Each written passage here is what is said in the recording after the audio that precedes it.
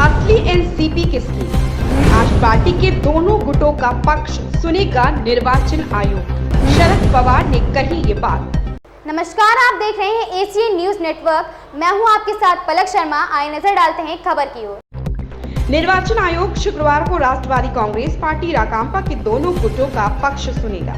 Party में टूट की बात स्वीकार करते हुए चुनाव आयोग आज दोनों पक्षों की बात सुनेगा।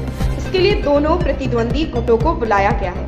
दरअसल महाराष्ट्र के उप मुख्यमंत्री अजीत पवार के नेतृत्व वाले गुट ने राकांपा नेता शरद पवार के खिलाफ विद्रोह कर दिया था।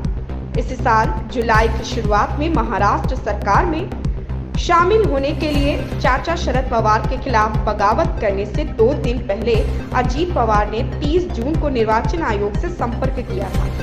उन्होंने पार्टी के नाम के साथ साथ चुनाव चिन्ह पर भी दावा किया था। उन्होंने 40 विधायकों के समर्थन के साथ खुद को पार्टी अध्यक्ष भी घोषित कर दिया था। हालांकि हाल ही में शरद पवार के नेतृत्व वाले गुट ने निर्वाचन आयोग को बताया था कि पार्टी में कोई विवाद नहीं है, लेकिन कुछ लोग व्यक्तिगत लाभ और महत्वाकांक्षाओं के लिए संगठन से अलग हो गए। मतदाता होशियार, चुनाव चिन्ह पर फैसला न करें, शरद पवार।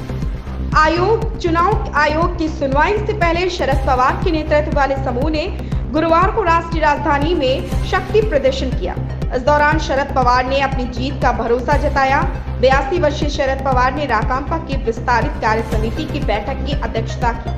बैठक में अपनाए गए प्रस्ताव में कहा गया कि पूरी पार्टी शरद पवार के साथ है। पार्टी उनके मार्गदर्शन और दृष्टिकोण के तहत देश में भविष्य के चुनावों की तैयारी कर रही है।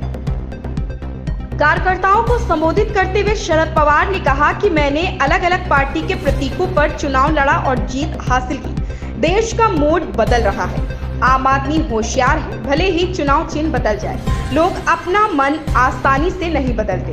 उन्होंने कहा कि मैंने अपना पहला चुनाव 1967 में बैल की जोड़ी चिन्ह पर लड़ा था।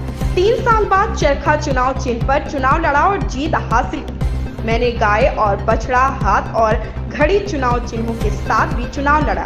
हमारा संकल्प उन लोगों के लिए करारा जवाब है जो असली एनसीपी होने का दावा कर रहे हैं। अजीत गुट के मंत्री ने कहा, हमने पुल जला दिए। महाराष्ट्र के मंत्री और बागी राकांपा नेता हसन मुश्रीफ ने शरद पवार के नेतृत्व वाले पार्टी गुट में लौटने की संभावना से इनकार कर दिया। मुश्रीफ वर्तमान में चिकित्सा, शिक्षा और अनुसंधान मंत्री हैं। मुश्रीफ ने एक मराठी वाक्यांश का इस्तेमाल किया। इसका अर्थ है अपने पुलों को जलाना।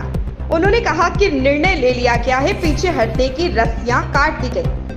एमवीए ने सीट बंटवारे पर चर्चा के लिए समन्वय पैनल बनाया। इस बीच महाविकास अघाड़ी एमवीए में सहयोगी दलों ने 2024 के लोकसभा चुनावों के लिए महाराष्ट्र में सीट बंटवारे पर चर्चा के लिए 9 सदस्यीय समन्वय समिति का गठन किया।